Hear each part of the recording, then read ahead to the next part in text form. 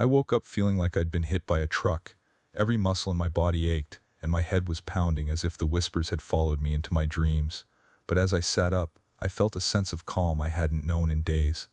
The shard around my neck was warm, its pulse steady and bright. We had done it. The sanctuary was restored. Lysara was already awake, sitting by the small campfire we'd made just outside the sanctuary's entrance. She turned as I approached, offering me a faint smile. "You fought well yesterday," she said. "The sanctuary's light now shines brighter because of your efforts." "Thanks," I said, rubbing the back of my neck. "But it wasn't just me. You were there too." She shook her head. "The shadow targeted you, Nico. It knows your potential, and it fears what you represent. Yesterday was a battle, but it was also a warning. The shadow will return, stronger and more determined." Her words hung heavy in the air. I'd driven the shadow back, but it wasn't gone. After a quick breakfast of dried fruits and the glowing ether-laced berries Lysara always seemed to have on hand, we set out back toward Aralis. The sky veil felt different now, its light brighter and more vibrant. The air hummed with energy, and I could feel the ether more clearly than ever. "The sanctuary's restoration has strengthened the veil," Lysara said as we walked. "The ether flows freely once more, but its light will not spread far unless the shadow's grip is weakened elsewhere." "Elsewhere," I echoed. "You mean this is just one of many places the shadow has corrupted?" Lysara nodded. "The shadow is vast, and its reach extends across this world. You have taken an important step, but there is much work to be done." The journey back to Aralis was uneventful, but my mind was anything but quiet. I couldn't stop thinking about the shadow's words from yesterday. "This is not the end." What did it mean? Was it a bluff, or had I only scratched the surface of its power? When we reached the city, the sight of the glowing towers brought a sense of relief.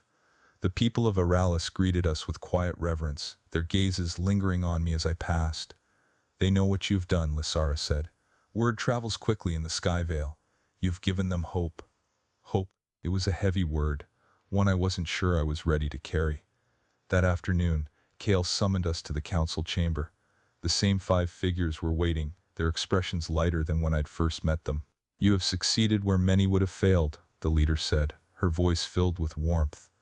"The sanctuary's light shines once more, and its ether strengthens the veil." "It wasn't easy," I admitted, "and I don't think the shadow is going to let this go." "You are correct," another council member said, their tone grave. "The shadow will retaliate. Your actions have disrupted its plans, and it will seek to restore its grip on this world." Kale stepped forward, his piercing gaze fixed on me. "That is why we must move quickly. The shadow is not just a threat to the Sky Veil. It threatens the entire realm. We must unite the remaining strongholds of light and prepare for the battles to come." The council's decision was clear. I was to leave the Sky Veil and journey to the other corners of the realm, seeking out those who could stand against the shadow. It was a daunting task, but one I knew I couldn't refuse. "You will not be alone," Lysara said as we left the chamber. "I will accompany you, as will others the council will call upon." The thought of leaving the Sky Veil filled me with unease.